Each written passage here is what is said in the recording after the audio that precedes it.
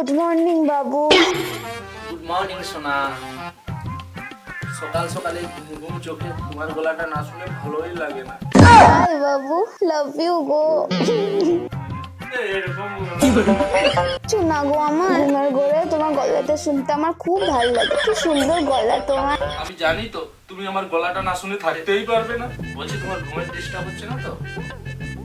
আচ্ছা আচ্ছা, শুনো শুনো, তুমি মন দিয়ে ঘুমাও। হ্যাঁ, আমি কলে থাকছি। হ্যাঁ, কলটা কেটো না। হ্যাঁ, তোমার ওই নাকের আওয়াজটা আমার খুব ভালো লাগে। তোমার নাকের কাছে ফোনটা নাও, আর তোমার ওই নাকের আওয়াজটা আমি শুনবো। বাবু গো, হ্যাঁ, তো তুমি কলটা কাটো না। হ্যাঁ, তুমি কলটা কেটে দিলে মনে হবে তুমি কোথাও দূরে হারিয়ে গেলে। সেটা আমি কিন্তু সহ্য করতে পারবো না। বলে একটা, আমি তোমাকে ছেড়ে কোথায় যাবো বলো তো? ওরা চিমড়ে কুম্ভকর্ণের বাচ্চা, ফোনটা তোল রে। ঘুমাচ্ছে না, মরিস রে। বাপরে গলা রে, তোর গলায় কি ফাটা বাঁশ লাগানো আছে? আস্তে কথা বলতে পারিস না? আচ্ছা, আগে তো আমার নাক ডাকার আওয়াজটা খুব বাঁশি বাজার আওয়াজ মনে হতো। সকালবেলাতে তোমার এই গলা না শুনলে তো ঘুমই ভাঙতো না, আর এখন এই মিষ্টি গলাটাকে তোমার ফাটা বাঁশের মতন লাগছে।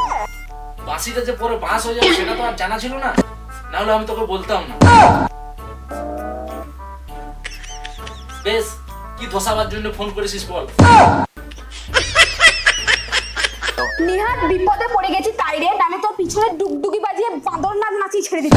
এমনি তো আমার সব জায়গায় ডুকডুকি বাজিয়ে ছেড়ে দিয়েছিস, এখন কি বাজাবি সেটা বল।